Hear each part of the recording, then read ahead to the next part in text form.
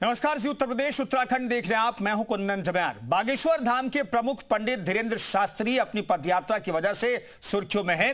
इस यात्रा की शुरुआत आज दिल्ली से हुई। 10 दिनों तक चलने वाली यात्रा में धीरेंद्र शास्त्री के साथ लाखों लोग जुड़ेंगे। यात्रा को लेकर उत्साह इतना है कि पहले दिन ही 50,000 से ज्यादा लोगों ने रजिस्ट्रेशन करा लिए हैं। क्या है इस यात्रा का मकसद और धीरेंद्र शास्त्री ने हिंदू एकता के लिए कैसे भरा हुंकार, देखिए रिपोर्ट।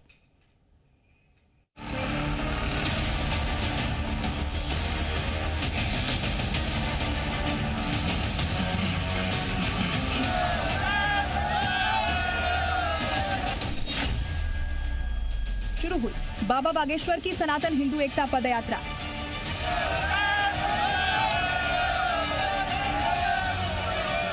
चलते रहना, क्योंकि चलोगे नहीं तो हिंदू एक नहीं होगा। यात्रा दिल्ली के छतरपुर के कात्यायनी मंदिर से शुरू।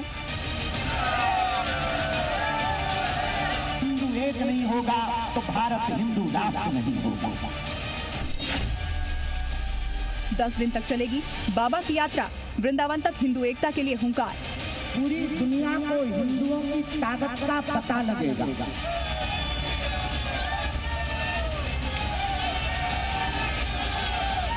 यात्रा का ये आरंभ और बाबा बागेश्वर नाम से भक्तों में मशहूर पंडित धीरेंद्र शास्त्री का ये चिरपरिचित अंदाज, दोनों की ये युगलबंदी आप यहाँ जमा हुए लोगों के उत्साह में महसूस कर सकते हैं।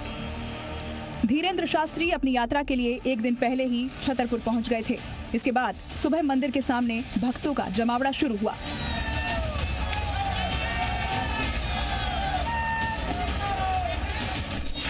पचास 50,000 से ज्यादा लोगों ने कराए पदयात्रा के लिए रजिस्ट्रेशन।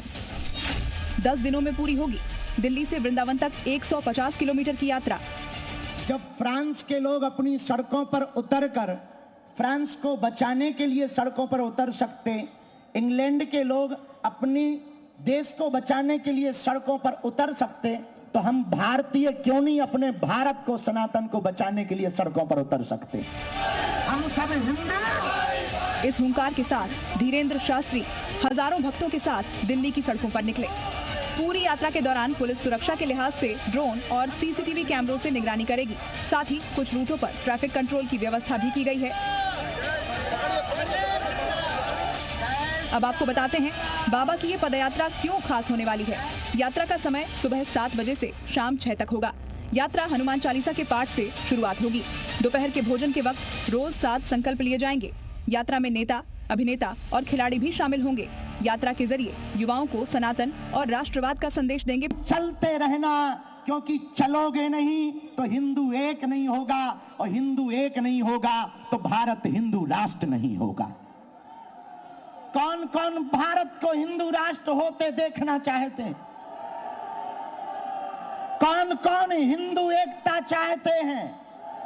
तो कोई रोकेगा तो तुम रुक जाओगे, कोई विरोध करेगा तो क्या तुम डर जाओगे? पंडित धीरेंद्र शास्त्री ने पदयात्रा के पीछे अपना मकसद जी न्यूज से पहले भी साझा कर चुके हैं, जब वो सनातन क्रिकेट लीग में आए थे। धीरेंद्र शास्त्री अपने मकसद के बारे में खुलकर बात करते हैं। अंखड़ भारत, हिंदू राष्ट्र और कास्टवाद की जगह राष्ट्रवाद की पैरवी वो अपने दिलचस्प अंदाज में करते हैं।